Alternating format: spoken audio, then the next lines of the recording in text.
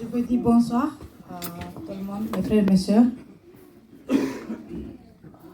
Vous savez, c'est un privilège d'être ici, devant cette pupitre, devant vous, avec vous. Je veux dire, parce que c'est très long, si je dois parler tout, mais je vais faire un peu plus court. Déjà, je suis roumaine à la base. J'ai des difficultés, je ne parle pas comme vous, français, mais ça va, j'espère que vous me comprenez. Ce soir, je ne devais pas être là. J'étais en train de faire à manger, j'ai servi mes enfants, j'ai servi mon mari. Et j'ai dit, je ne vais pas. J'habite à Sommières, c'est que c'était déjà trop tard. Et dans mon cœur, Dieu m'a dit non, tu vas aller. Je n'ai pas compris sur le coup, mais il y a eu, Dieu il a permis que je m'en vais dans les conséquences, comment c'est passé, mais j'ai parti. C'est qu'il m'a envoyé, sinon je restais chez moi. Dans la voiture, j'ai fait des prières parce que j'aime bien quand je suis seule de passer mon temps avec Dieu.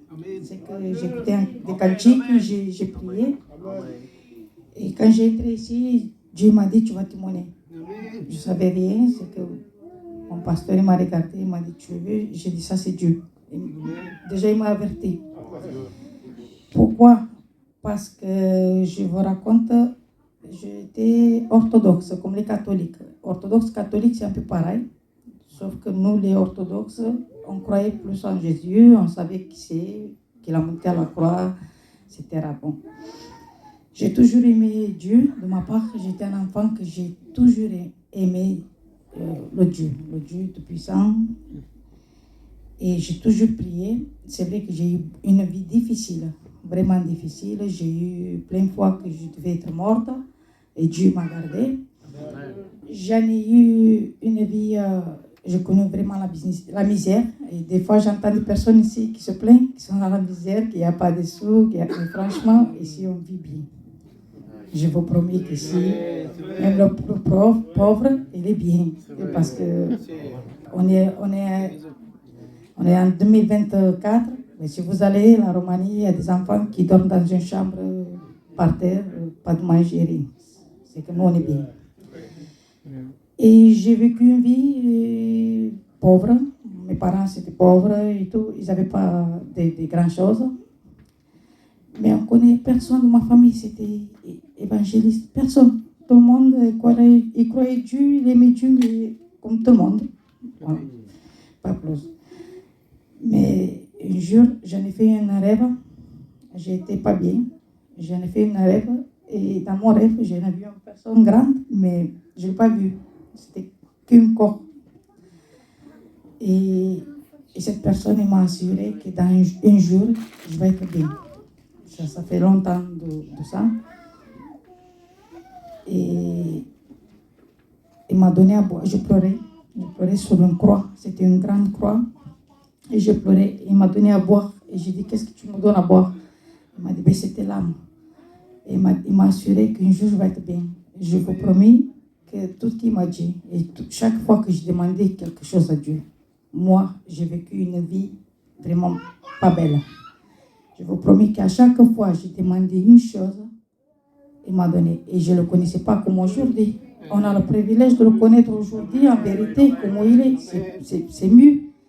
Déjà, comment je le connaissais moi, il m'a donné tout que j'ai demandé. Mais tout, si ce n'était pas sur le coup, mais il me le donnait. Et un jour, je me suis mariée. J'ai fait une famille. Mon mari, c'était un garçon du monde. C'était un gitan. Il aimait toujours sortir avec les garçons, comme tout le monde. Il faisait des affaires et tout. Un jour, je pleurais. J'étais sur mon balcon, je pleurais.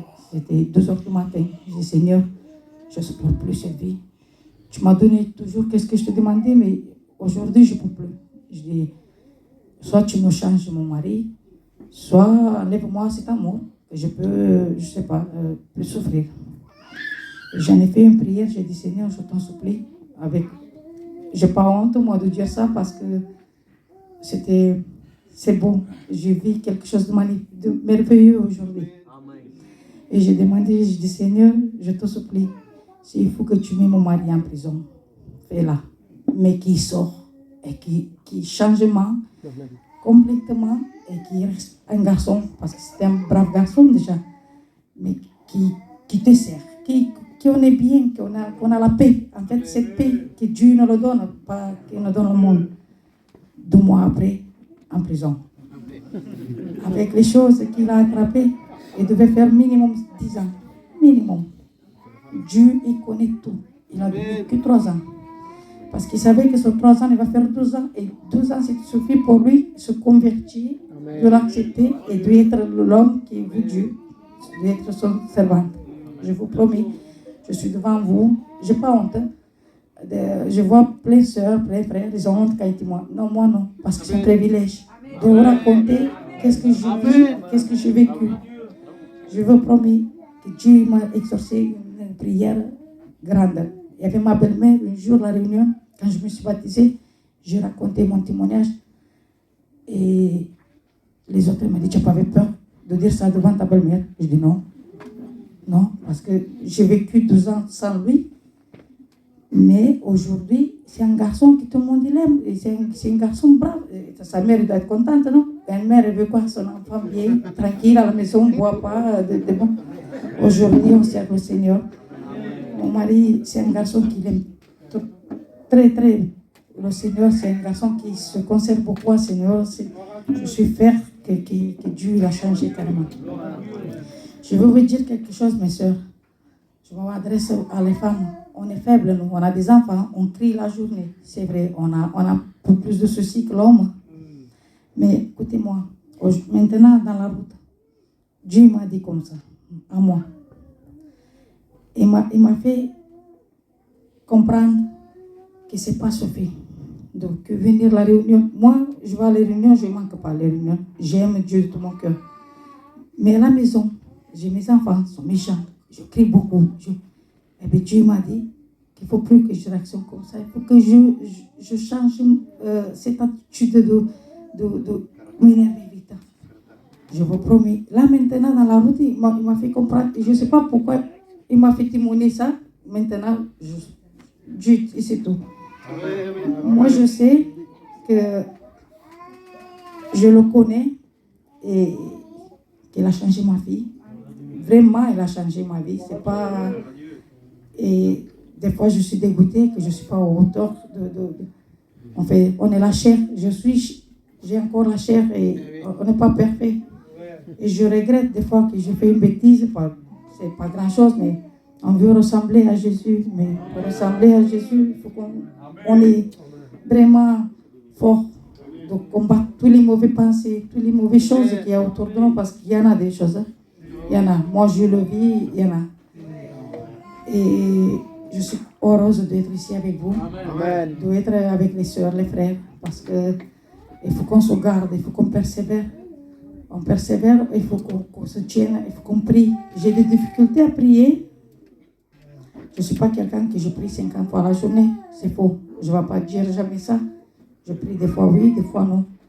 Mais je prie avec le cœur. Quand je le prie, si je prie, je dis 3 mots, je le dis de tout mon cœur. Je ne veux pas jamais enregistrer une prière pour faire plaire à le monde, parce que le monde, on ne vit pas pour eux. Il faut qu'on est vrai, de cœur. Je vous parle parce que c'est ça que j'ai ressenti ce soir. Dieu m'a fait parler comme ça. Saint-Esprit est là. C'est lui qui me dirigeait, oui. Et écoutez, mes frères et mes soeurs, je vous dis merci que vous m'avez invité de tout mon nez. Et j'espère que mon témoignage servi à quelqu'un. Et que Dieu veut bénir.